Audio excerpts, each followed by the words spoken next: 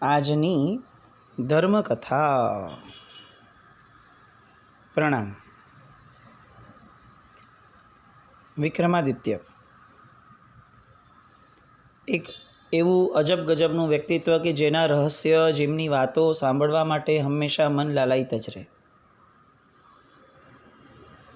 એટલા બધા વ્યક્તિઓએ આપણા સાહિત્યને વિક્રમાદિત્યના ચરિત્રથી સમૃદ્ધ કર્યું છે કે આપણને ખરેખર એવું લાગે કે આટલા બધા લોકોને એમની માટે લખવાનું મન થયું એ દર્શાવે છે કે એમનું જીવન અદ્વિતીય હતું. કેટલાક અંગ્રેજ સાહિત્યકારોએ એમને આર્થરની ઉપમા આપી છે. એમના ઉપર લખાયેલી કૃતિઓ, અમર કૃતિઓ જેને કહી શકાય, જે ગુજરાતીમાં છે, એમાં મુખ્યતયા વિક્રમચરિત્ર કુમાર રાસ, જે લખાઈ છે વિક્રમ સંવત 1499માં, વિક્રમાદિત્ય ખાપ રાસ, ઉપાધ્યાય રાજશીલજી 1563 વિક્રમાદિત્યમાં, વિક્રમસેન રાસ, વિક્રમ રાસ, વિક્રમ પંચદંડ રાસ, વિક્રમાદિત્ય ચરિત્ર, વિક્રમ ચરિત્ર ખાપરા ચોપાઈ, વિક્રમ ચોપાઈ, વિક્રમાદિત્ય રાસ, વિક્રમ ચરિત્ર લીલાવતી ચોપાઈ, વિક્રમસેન રાસ, વિક્રમાદિત્ય પંચદંડ રાસ, શનિશ્ચર વિક્રમ ચોપાઈ, વિક્રમ કનકાવતી રાસ અને વિક્રમ પંચદંડ રાસ. આટલા નામો જે છે એ આપણને વિશેષપણે પ્રાપ્ત થાય છે કે જે નામો દ્વારા ગુજરાતી સાહિત્યમાં વિક્રમાદિત્ય માટે જે લખાયું છે એની નોંધ આપણે લઈ શકીએ. આ બધા પુસ્તકો અને આ બધી વસ્તુઓનું ગેધરિંગ કરવામાં એક શ્રાવક રાજનગરના, એમનો બહુ જ મહત્ત્વનો ફાળો, નામ હીરાલાલ રસિકદાસ કાપડિયા, એક એવા સંશોધક કે જે સંશોધકના ચરિત્ર વિશે પણ જાણવા જેવું. અલબત્ત એવું મન પણ થાય કે સમય આવે, અનુકૂળતાએ કેટલાક શ્રાવકોનું જે યોગદાન છે જૈન સાહિત્યની અંદરમાં, એને બચાવવાની અંદરમાં, એમાંના કેટલાકનું જીવન એવા પણ છે કે જે ન થયા હોત કદાચ, તો આજે આપણું જૈન સાહિત્ય આટલું સમૃદ્ધ ન હોત, એવું એક જ વ્યક્તિની ઉણપ માટે પણ આપણે કહી શકીએ. એવા પણ શ્રાવકો છે. મૂળ મુદ્દો એ છે કે આપણને સાહિત્યમાં રસ કેટલો છે. ઇન્ટરનેટ ઉપર વાંચી અને પૂરું કરનારી આ પ્રજા, એ જે લોકોને લખવામાં આનંદ આવતો હતો, છંદ અલગ અલગ, એક શબ્દ બદલાય ને, એક શબ્દ માટે આપણા મહાપુરુષોએ કરોડો સુવર્ણ મુદ્રાઓ આપી છે. એક શબ્દ ખાલી એનો અર્થ જરાક મધુરો થયો, એમાં તો કરોડો સુવર્ણ મુદ્રાઓ આપી હોય. આવા દ્રષ્ટાંતો આપણી પાસે પણ છે. અને આવું ઉત્તમ અને સમૃદ્ધ સાહિત્ય જેમને વારસામાં મળ્યું છે, એ પ્રજા જો વાંચન જ નહીં કરે, તો પછી આ પૂર્વપુરુષોએ જે પણ પરાક્રમ કર્યા, સત્કાર્યો કર્યા, એ બધાના આલંબન લઈ અને ભવિષ્યની અંદરમાં પરાક્રમ કોણ કરશે? ભવિષ્યમાં મહાન કોણ બનશે? એટલે આ બધા પુસ્તકોના નામ લેવાનું કારણ એ છે કે જો ખરેખર આપણને આ 25-27 દિવસના વિક્રમાદિત્યના ચરિત્રના અંશને સાંભળવાથી આટલો આનંદ કંઈક થયો હોય, તો જીવનમાં સમય કાઢવો જોઈએ અને આમાંના કોઈ પણ પુસ્તકને પ્રાપ્ત કરવા માટે પુરુષાર્થ કરી અને પુસ્તકને વાંચવું જોઈએ. પુસ્તકો એ સૌથી સારા મિત્ર છે. પુસ્તક જ એ એવું માત્ર તત્વ છે કે જે આપણા જીવનને રદ્દી બનાવતા અટકાવે છે. કારણ કે પુસ્તક વિનાનું જીવન એ રદ્દી જેવું છે. જેને વાંચનનો શોખ નથી, એ માણસને વિચારધારા નથી, અને જેને વિચારધારા નથી, એ મનુષ્ય હોવા છતાં પણ એ મનુષ્યપણોના સાર્થકતાને પામતો નથી. આપણી મૂળ વાત છે વિક્રમાદિત્યની. વિક્રમાદિત્યની યશોગાથાની અંદરમાં 32 પુતળીઓના કથાઓનો સંક્ષેપ ન લઈએ તો એ અધૂરું ગણાય. અલબત્ત 32 પુતળીઓની બધી જ વાર્તાઓ લેવા જઈશું તો ઘણો લાંબો સમય થઈ જશે. એક એક વાર્તાઓ ઘણી બધી વિશેષતાઓ, ઘણી બધી રોચકતાઓ લઈને આવતી હોય. પણ આપણે ઓલરેડી 25-27 દિવસથી એક જ વ્યક્તિના ચરિત્રમાં છીએ. નવી 32 કથાઓ એટલે બીજો 1 મહિનો કદાચ થાય. અને આમ આપણે લોકોએ આ વાતને, આ વિષયને ક્યાંક ને ક્યાંક સ્પર્શ્યો પણ છે. સિંહાસન 32 નામની એક સિરિયલ પણ આવેલી હતી બહુ વર્ષો પહેલાં, અને સિંહાસન 32 વિશે એક પ્રબંધો પણ કેટલાક મળે છે, ઓનલાઈન પણ મળે છે અને બુક્સ પણ છે. એમાંનું એક શ્રી રામચંદ્ર સૂરીકૃત વિક્રમ ચરિત્ર, એની અંદરમાં 32 પુત્રીઓને ધારાપતિ ભોજને સિંહાસન પર બેસવાની જે ના પાડે છે અને વિક્રમાદિત્ય જેવા થવાનું કહે છે, પછી બેસ એવું કહેવા માટે જે આખો એ રાસ રચાયો છે, એમાં વિક્રમાદિત્ય કેવા ગુણ સંપન્ન છે એની વાતો અને ઇતિહાસ અને ભૂગોળની પણ વાતો, એ બધાના આધારે કેટલા બધા આજના સિદ્ધાંતો, કેટલી બધી આજની વિજ્ઞાનને લગતી વાતો એ પ્રૂવ થતી હોય એવી પણ વાતો ઘણી બધી આ શ્રી રામચંદ્ર સૂરીકૃત વિક્રમ ચરિત્રની અંદરમાં છે. અતિ પ્રાચીન ગ્રંથ છે આ. મૂળ મુદ્દો એ કે એક બાળક જ્યારે વિક્રમની 11મી કે 12મી શતાબ્દીની આસપાસમાં રાજા ભોજ થયા, ધારા નગરી છે, અને એમાં રાજા ભોજના કાન ઉપર એવી વાત સંભળાઈ કે એક ગોવાળિયો છે ચંદ્રભાન, એ સાવ નાનો બાળક છે પણ એનો ન્યાય વખણાય છે.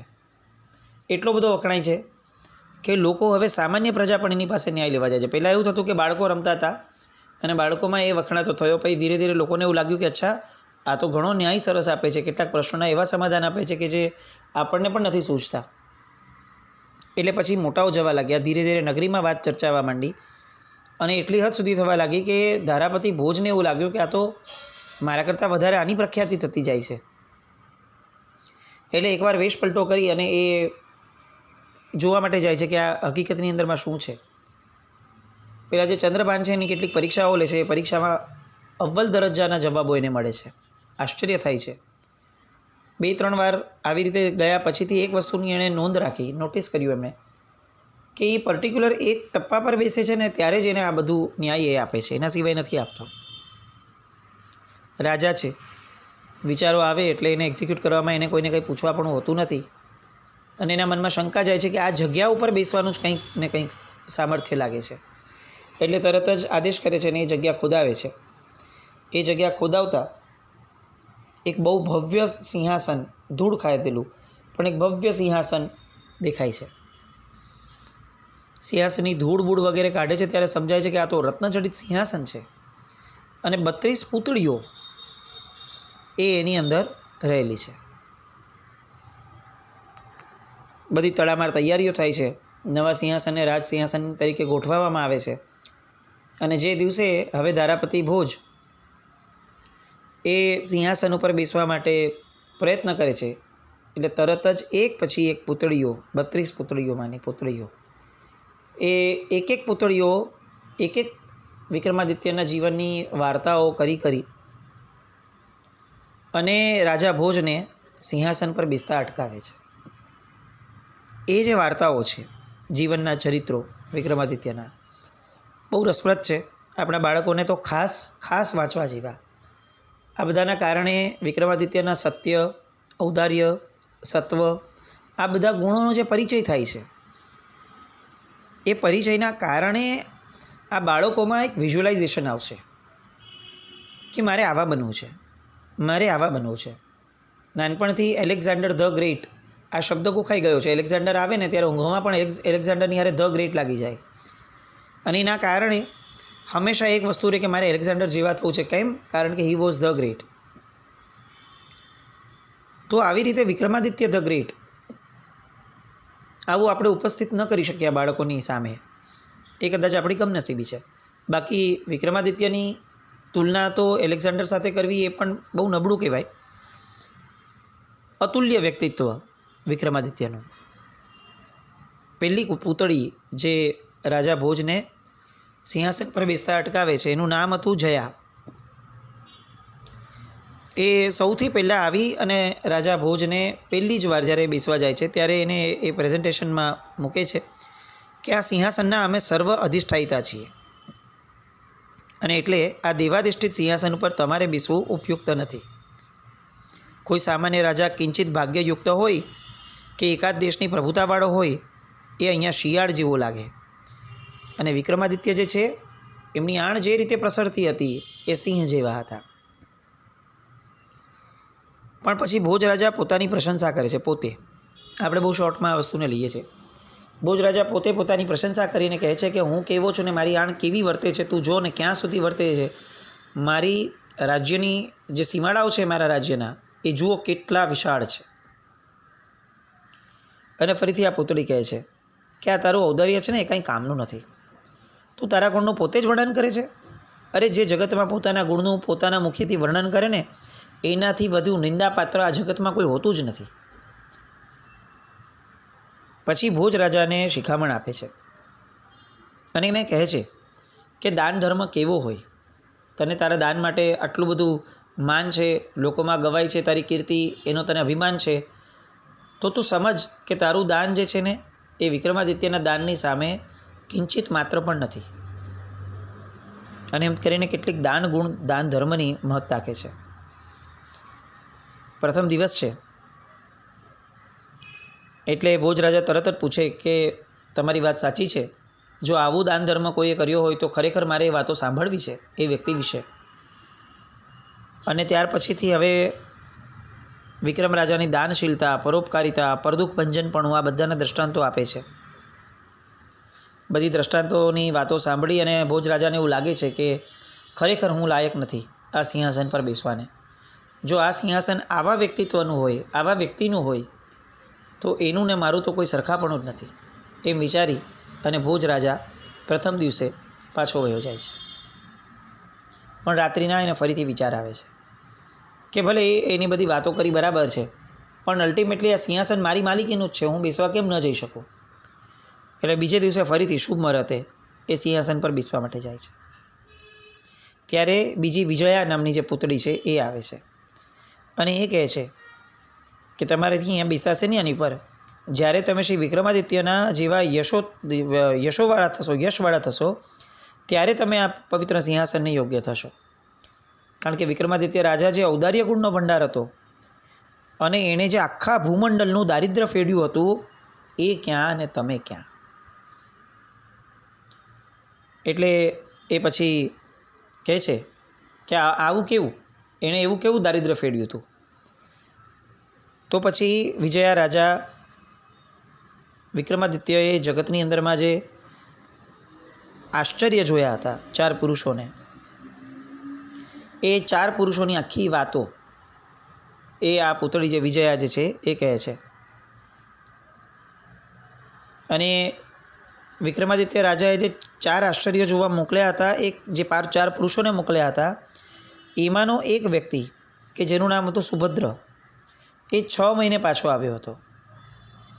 અને 6 મહિને પાછો આવ્યો ત્યારે એને કયા કયા ક્ષેત્રો એ સમયે જોયા હતા એની વાતો કરે છે. આજે આ શોર્ટમાં પણ આ લેવાનું કારણ એ છે કે છેક વિક્રમાદિત્યના સમયની અંદરમાં જે રીતની આપણા આર્યાવર્તની ભૂગોળ હતી એ આપણને આ દ્વાતનિશિકા એટલે કે 32ના દ્વારા આપણને ખ્યાલમાં આવે છે. એ વાર્તાઓ તો આખી અલગ છે કે એને 4 આશ્ચર્યો કયા કયા જોયા, પણ મૂળ મુદ્દો એ છે કે આશ્ચર્યનું વર્ણન કરતાં કરતાં એ વાર્તાની અંદરમાં આ વિજયા નામની જે પુતળી છે એ અંતરિક્ષ પાર્શ્વનાથ ભગવાનનું તીર્થ, ગજપત તીર્થ, કલિકુંડ તીર્થ, તીર્થાધિરાજ શત્રુંજય, મહાતીર્થ દેવપત્તન, મંગલપુર એટલે કે આજનું માંગરોળ, ગિરનાર, નાગાહદ, ચિત્રકૂટ આ બધાનું રસમય વર્ણન કરે છે. એટલે જે બીજી પુતળી છે વિજયા, એની વાર્તાની અંદરમાં આપણને એ સમયે વિક્રમાદિત્યના સમયે એટલે કે આજથી 2080 વર્ષ પહેલાંનું, આ વર્ષ પહેલાંની ભારતની ભૂગોળ આર્યાવર્તની કેવી હતી, કયા કયા તીર્થો એ સમયે એને જોયા કે જે એને આશ્ચર્યસમ લાગ્યા હતા, એ બધી વાતો આ બીજી વાર્તામાં આવે છે.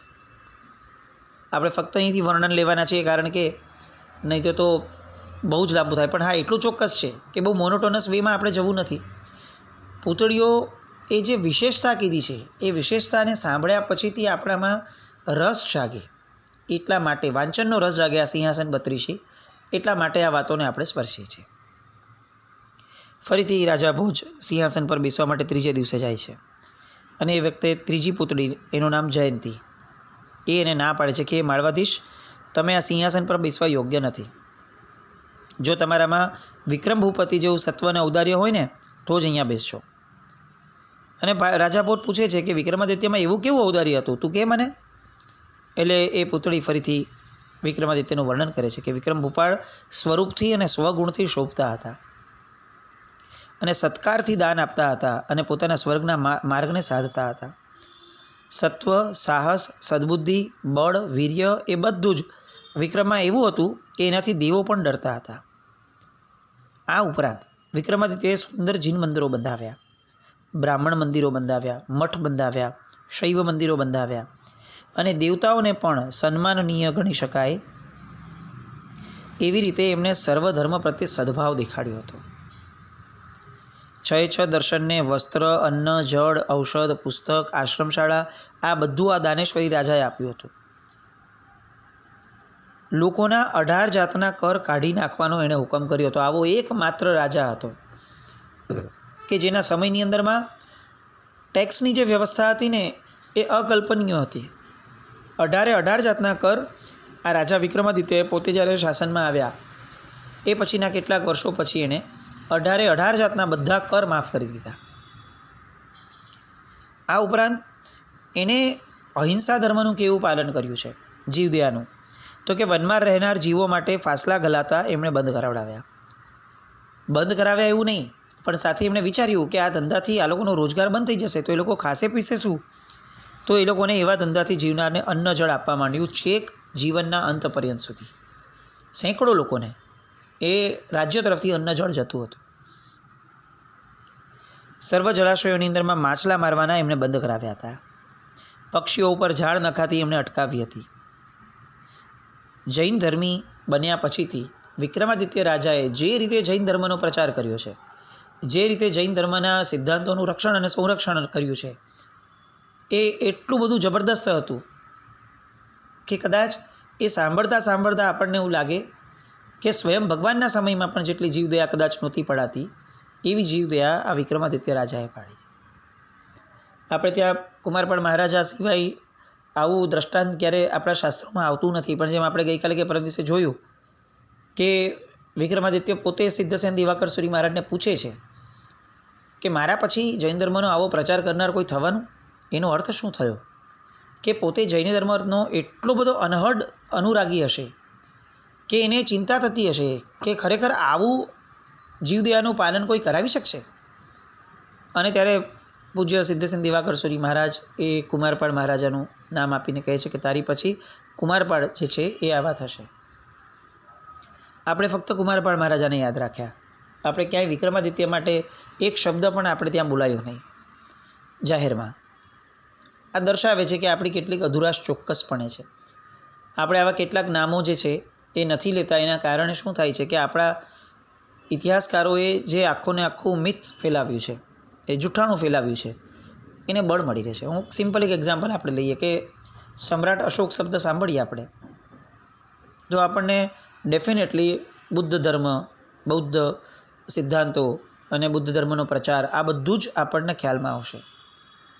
પણ અગર કોઈ આપણને એવું કહે કે સમ્રાટ અશોક જૈન ધર્મી હતા, ડિફરન્સ માટેની વાત નથી કે આપણે આપણો ધર્મ છે એટલે આ દરેક રાજાને આપણા પોતાના કહીએ, પણ ઓથેન્ટિકલી જે સંપ્રતિ મહારાજાને આપણે આટલા બધા જિનાલયોના કર્તા તરીકે જોઈએ છે, એ સંપ્રતિ મહારાજાના ચરિત્રમાં પણ જે જૈન ધર્મ પ્રત્યેની આખી અનહદ બહુમાનની ધારા દેખાય છે,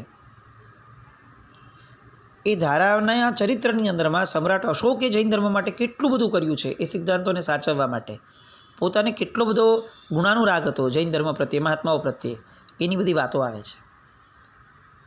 એટલે આપણે આપણા મહાપુરુષોને જો આપણે નહીં ઉચક્યા તો લોકોએ પોતાના નામે એને ઉચકીને મૂકી દીધા. આજે પણ બિહારમાં એવા કેટલાય તીર્થોને કેટલીય જગ્યાઓ છે કે જ્યાં આપણા સમવસરણીના જે દ્વાર હોય એ દ્વારને સ્તૂપ ગણી, બૌદ્ધ સ્તૂપ ગણી અને આજે પણ લોકો એના દર્શન કરવા માટે જાય છે, બુદ્ધના અવશેષો ગણી, અને છે આપણા સમવસરણના દ્વારો.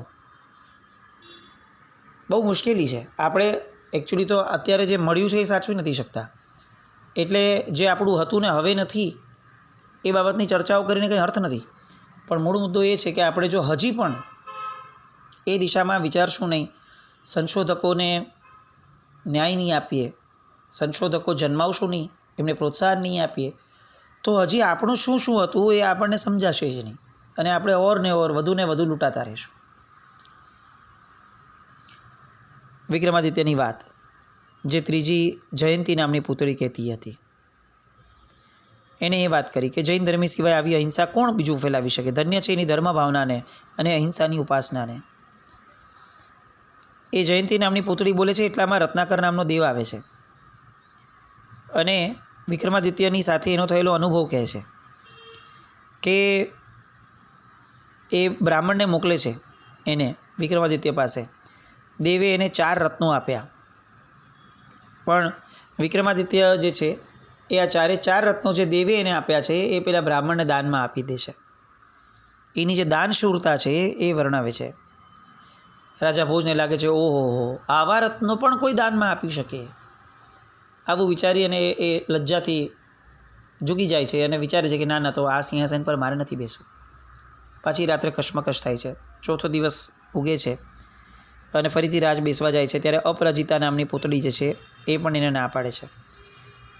સત્વવાનનો શિરોમણી એવો વિક્રમાધીશ દાનેશ્વરી પ્રતાપથી સ્વર્ગ પર્યંત પ્રસિદ્ધિ પામેલો અને અવંતીમાં રાજ્ય કરતો હતો.